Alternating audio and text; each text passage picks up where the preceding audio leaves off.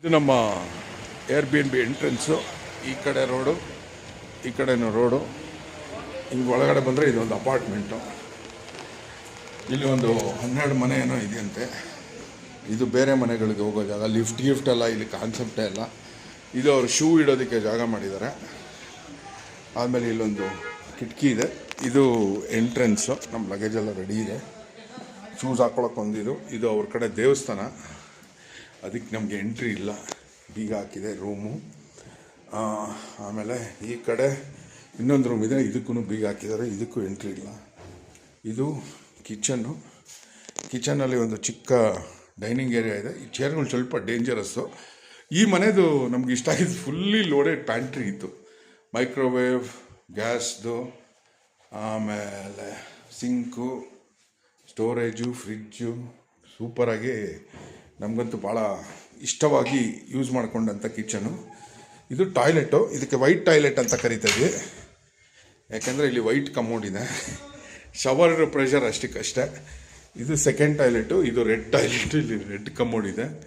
Same thing, same structure. ಇದು first bedroom, ದೊಡ್ಡ ಬೆಡ್ರೂಮು. ಈ ಬೆಡ್ರೂಮಲ್ಲಿ ಇಬ್ಬರು ಆರಾಮ್ಸೆ ಮಲಗ್ಬೋದು. ಮತ್ತು ಒಂದು ಅದ್ಭುತ ವ್ಯೂ ಇದೆ. ಇವತ್ತೇ ಫಸ್ಟ್ ಟೈಮು ಇಷ್ಟು ಕ್ಲಿಯರಾಗಿರೋದು ವ್ಯೂ. ಲಾಸ್ಟ್ ಟೈಮ್ ಅಂತೂ ಮೊನ್ನೆ ಎಲ್ಲ ಡಾರ್ಜಿಲಿಂಗ್ ಫುಲ್ ಮೋಡ. ಇಲ್ಲಿ ಕಾಣಿಸ್ತಾ ಇದೆಯಲ್ಲ ಈ ಹಸಿರು, ಇದು ಈ ಥರ ಕಾಣಿಸೋದು, ಅಂದರೆ ಬ್ಲರ್ ಆಗಿ ಇಲ್ಲಿ ಅಷ್ಟು ಮೋಡ ಆಯಿತು. ಈ ರೂಮ್ ಆದಮೇಲೆ ನೆಕ್ಸ್ಟು ಲಿವಿಂಗ್ ಏರಿಯಾಗೆ ಒಂದು ಈ ಥರ ಹಳೆ ಕಾಲದ ಡಿಸೈನ್. ಇಲ್ಲಿ ಕಿಟಕಿ ಇದೆ. ಇದು ಸೆಕೆಂಡ್ ರೂಮು. ಇಲ್ಲೂ ವ್ಯೂ ಚೆನ್ನಾಗಿದೆ. ಕಬರ್ಡು, ಆಮೇಲೆ ಮತ್ತು ಸೇಮ್ ವ್ಯೂ ಇರೋ ಇಲ್ಲಿ ಸಿಟ್ಔಟ್ ಮಾಡಿದ್ದಾರೆ ಕಿಟಕಿಯಲ್ಲಿ, ಆ ಕಡೆ ರೂಮಲ್ಲಿ ಇದ್ದಂಗೆ. ಮತ್ತು ಅದೇ ವ್ಯೂ. ಆಮೇಲೆ ಇಲ್ಲೊಂದು ಐರನ್ ಮಾಡೋದಕ್ಕೆ ಅಂತಲೇ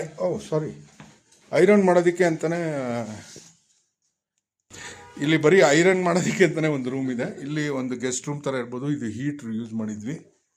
ಆಮೇಲೆ ಇದು main living area. Sofas, sit-out, ಆಮೇಲೆ ಇಲ್ಲೊಂದು ಹೊರಗಡೆ ಚಿಕ್ಕ ಪುಟಾಣಿ ಬಾಲ್ಕಿನಿ, ಕುತ್ಕೊಳ್ಳೋಕ್ಕೆ ಜಾಗ, ಬ್ಯೂಟಿಫುಲ್ ವ್ಯೂ. ಮಜಾ ಇತ್ತು. ಸೊ ಇದು ನಮ್ಮ ಡಾರ್ಜಿಲಿಂಗ್ನ ಮನೆಯ ವ್ಯೂ. ಇದು ನನ್ನ ಜಾಕೆಟು, ನನ್ನ ಬ್ಯಾಗು, ಹೊರಟು. ಬಾಯ್.